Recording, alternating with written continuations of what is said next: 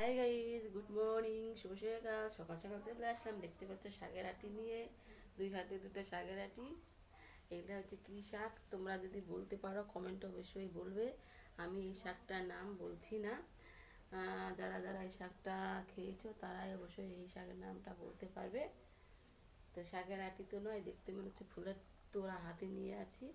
যাই হোক, আজকে এই শাকের তরকারি করব। আর এই শাকের তরকারি কিভাবে করব তোমাদেরকে একটু বলে দিচ্ছি। শাকের তরকারিটা হবে পেঁয়াজ, কাঁচা লঙ্কা এবং কালি জিরে দিয়ে। এটা হচ্ছে ঝোল ঝোল করতে হবে, শাকের তরকারি তো তাই ঝোল ঝোল করতে হবে। তো গাইস, শাকটা খুবই সুন্দর, একদম কচি, মনে হচ্ছে কাঁচায় শাক খেয়ে নিই। তো কাঁচা খেলে তো হবে না, এটা সিদ্ধ করেই খেতে হবে।